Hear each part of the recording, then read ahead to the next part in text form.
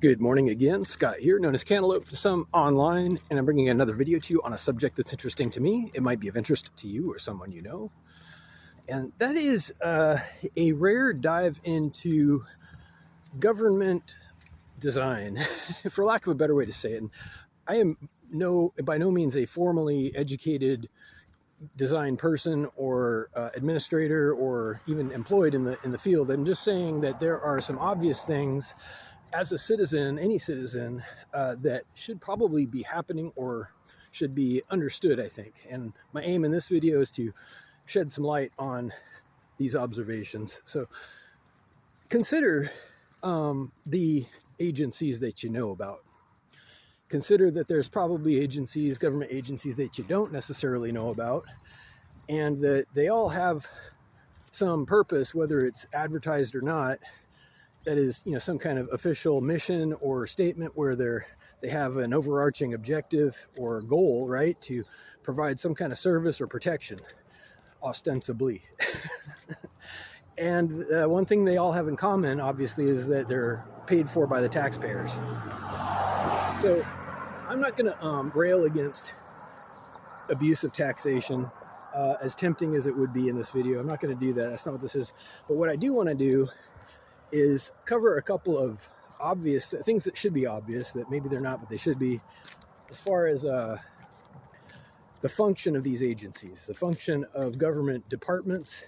And it seems like it can be logically broken down into just a small handful of functions, if you bear with me for a second. So you have services towards the civilian population, services, that is, such as Social Security, justice, administrative stuff. They used to be more involved with building roads and bridges, but now that's mostly privatized, if we're being honest.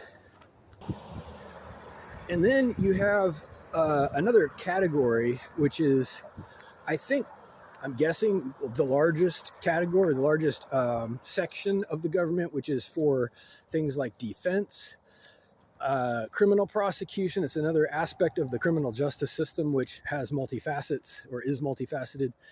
Homeland defense. There's all kinds of investigatory and agencies. My point is that this whole section, which is, I think, the majority of the government, depends entirely on the existence of malfeasance and threats to the people.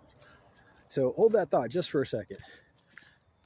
If all of these countless departments, unnamed, some of them, named in other cases where you've heard of, the FBI, for example, the CIA, I don't want to get into too many specific agencies because honestly, I don't know anything about it, but they depend entirely on a steady influx and existence of wrongdoing, or something kicks in. Now, here's the thing. Have you heard of use it or lose it? Do you know what that means in a government administration sense? That's, if you don't use your budget, it typically dries up. If not next year, then soon it will.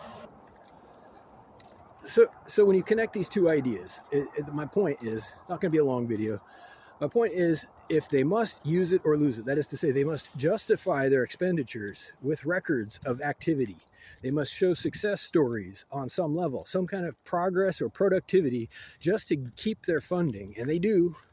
They are all public funded on some level. They subsist by the Treasury Department and the IRS, along with the military, but that's a whole different subject. If they need to show progress every year, year over year, what would happen if there was a shortage of malfeasance, if there was a shortage of foreign threats, if there was a shortage of things to investigate? I don't know. It's a question. It's an open question. I don't have the data. I don't have the answer. I'm not suggesting that they would act improperly, but I would say that to think that they're not concerned about losing their jobs would be a little of an exaggeration. I think that people like to pay their bills. They also like to eat and provide for their own families, right? They have families, these people. So my concern is the numbers of employees, how they're justifying continuing to stay in business, and in principle, the expectation that there must actually be like evil people all the time, or else they're all out of work. So So wait, hold on a second. How are we so sure that, first of all, that there's that much crime every year to keep these people busy, and that there should be? How is our plan still that we must have so much crime to keep all these departments active and staffed and funded? Why is it our principle, our founding design? I mean, whether it's happening or not, whether it's being successful or efficient is beside the point. Why is it still the design that we need wrongdoing, threats from outside our country, you know, just all these expectations of impropriety and you know, we're going to be on the verge of war, so we need a war department and all these other departments. Is there not a better plan? Are we not? Is there's no ways to solve the problem and nobody's concerned about it? I'm concerned that people are flushing their money down the toilet and they're not worried about it. This is the biggest concern right now that I have. People are just flushing their money to the IRS. They're saying, hey, take it all. I don't care. I'm going to keep my head down. Well, whether it's a lot or a little isn't the point. It's the direction and where you don't even know where it's going. I mean, it's going towards their own kids' college tuition. Come on now. It's going towards country club membership fees. It's going towards their condos and their mansions and their boats and their nice cars and their real estate. And it's going towards their country within a country. Okay, now I'm going to say that again. It's going towards a country within a country. There are two countries in the United States. There's the government, and then there's the labor force that supports the government people. And all of their thousands and thousands of reasons for existing that you never can't hear about. Oh, well, there's tons and tons of evildoers, and look at all these success stories, and we have to, you know, tell you about it because otherwise you might forget. Okay, well, and our plan is to just keep it that way? At this point in history, we got no better ideas? Is that what you're telling me? We haven't solved any of this shit yet? Pardon me. Moving forward, this is the best we got. Okay, well, if that's the case, then say it. It's embarrassing if that's true, but lay it on me. Is that it? We're just going to be screwed up forever because we can't think of a better way to do it? I'm a little bit frustrated. It's affecting my family. It has been affecting my entire life for a long time, personally, and I know I'm not the only one.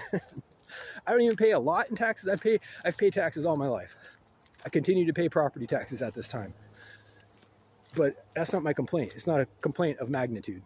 It's a complaint of direction, complete opacity, abuse of power, misappropriation, corruption, and utter and complete lies and bullshit is all we ever get about it. And nobody seems to give a shit because I assume enough of them are on the take to keep it on the down low.